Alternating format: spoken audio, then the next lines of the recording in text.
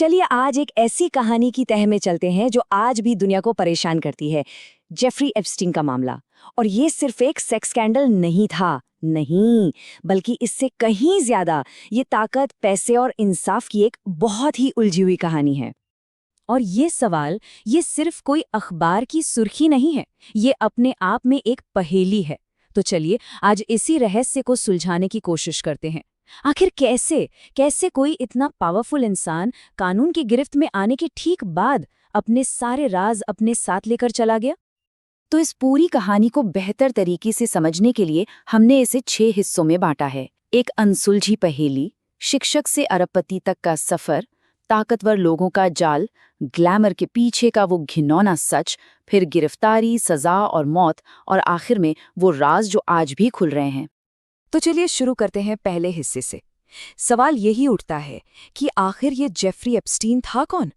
क्या वो सच में एक जीनियस फाइनेंसर था, एक अरबपति, या फिर सबकी नजरों के ठीक सामने छिपा हुआ एक शैतान? अब आते हैं उसके सफर पर, शिक्षक से अरबपति तक। मतलब एक ऐसा सफर जिस पर यकीन करना भी मुश्किल है। एक मामूली से क्लासरूम से शुरू होकर दौलत के आसमान तक पहुंचने की कहानी। अगर इस टाइमलाइन को देखें तो एप्स्टीन की शुरुआत बहुत ही मामूली थी। 1974 में वो एक स्कूल में मैथ्स टीचर था। फिर 70 के दशक के आखिर में वॉल स्ट्रीट पहुंचा और 1982 तक अपनी खुद की फर्म खोल ली। ये जो छलांग है ना, ये लगभग नामुमकिन सी लगती है। सोचिए, बिना किसी कॉलेज डिग्री के एक मैथ्स टीचर सीधा वॉल स्ट्रीट के टॉप पर। यह सवाल ही अपने आप में बताता है कि एप्स्टीन कोई आम आदमी तो बिल्कुल नहीं था। वो लोगों को अपनी बातों में उलझाने का, कह सकते हैं कि मास्टर था। और उस छलांग का नतीजा? खैर, नतीजा था एक ऐसा साम्राज्य जिसकी हम और आप बस कल्पना ही कर सकते हैं। कैरिबियन में एक पूरा प्राइवेट आइलैंड, न्यूयॉर्क शहर के सबसे बड़े घरों में से एक, अपना खुद का प्राइवेट जेट जिसे लोग लोलिता एक्सप्रेस बुलाते थे, और पेरिस में भी एक शानदार विला। लेकिन ये दौलत सिर्फ दिखावे के लिए नहीं थी। नहीं, ये उसकी ताकत का, उसकी पहुंच का एक सिंबल थी। लेकिन जैसा मैंने कहा, एप्स्टीन की असली ताकत सिर्फ पैसा नहीं थी। नहीं, उसकी असली पावर थी उसके दोस्त, उसका नेटवर्क। तो अब जरा इस ताकतवर जाल पर नजर डालते हैं। इस लिस्ट को देखिए।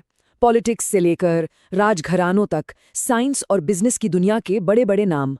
Donald Trump, Bill Clinton, Prince Andrew, Stephen Hawking, Bill Gates. ये सिर्फ कुछ नामों की लिस्ट नहीं है। ये असल में एक ढाल थी, एक शील्ड। एक ऐसी ढाल जिसने एप्स्टीन को न जाने कितने दशकों तक कानून से, समाज की नजरों से, सबसे बचा कर रखा।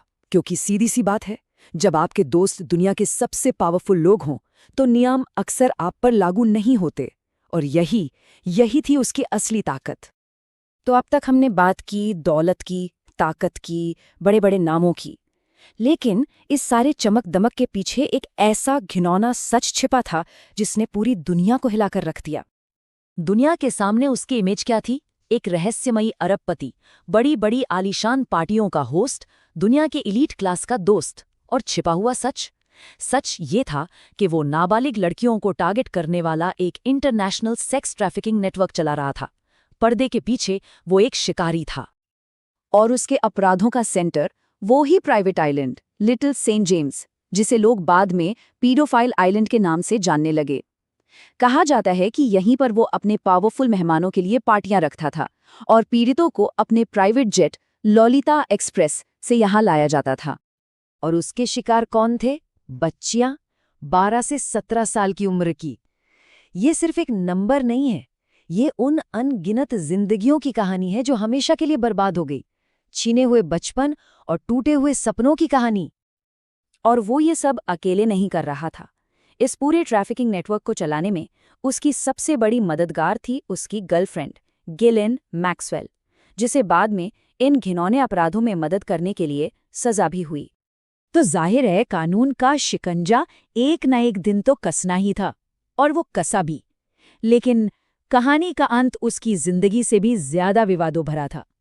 तो चलिए अब कहानी के आखिरी चैप्टर पर चलते हैं, गिरफ्तारी, सजा और मौत। ये टाइमलाइन देखिए। कानून से उसका सामना पहली बार नहीं हो रहा था। 2005 में उस पर पहली बार यौन शोषण के आरोप लगे, लेकिन 2008 में उसे एक बहुत ही विवादास्पद, कह सकते हैं कि एक हल्की फुल्की सी प्ली डील मिल गई, सिर्फ 13 महीने की, और वो बच निकला। फिर आया जुलाई 2019, जब FBI ने उसे न्यूयॉर्क में दोबारा गिरफ्तार किया। इस बार सबको लगा कि शायद इंसाफ होगा, लेकिन 10 अगस्त 2019 को वो अपनी जेल की कोठरी में मरा हुआ मिला। ये जो 2008 वाली सजा थी ना, ये अपने आप में एक बहुत बड़ा स्कैंडल थी। उसे एक सीक्रेट प्ली डील दी गई थी, मतलब एक ऐसा समझौता जिसकी वजह से इतने गंभीर आरोपों के बाद भी उसे सिर्फ 13 महीने की सजा मिली, और तो और उसे काम के लिए जेल से बाहर जाने की इजाजत भी थी। इस डील ने तब बहुत सवाल खड़े किए थे। और फिर 10 अगस्त 2019, जेफरी एप्स्टीन अपनी जेल की कोठरी में मृत पाया गया। ऑफिशियल रिपोर्ट कहती है आत्महत्या, लेकिन सवाल आज भी वही है, क्या ये वाकई एक सुसाइड था, या फिर उसे हमेशा के लिए चुप करा दिया गया ताकि उसके साथ दफन हो जाएं उसके पावरफुल दोस्तों के सारे राज?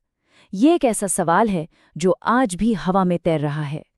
लेकिन एप्स्टीन की मौत इस कहानी का अंत नहीं थी, बल्कि ये तो कई नए सवालों और रहस्यों की शुरुआत थी। उसकी विरासत, या कहें कि उसके कारनामों की परछाई, आज भी दुनिया पर मंडरा रही है। एप्स्टीन के जाने के बाद क्या हुआ? खैर, हिसाब होना अभी बाकी था।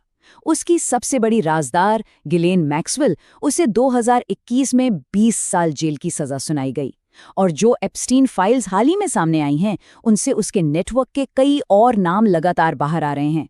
मतलब कहानी की परतें अभी भी खुल रही हैं।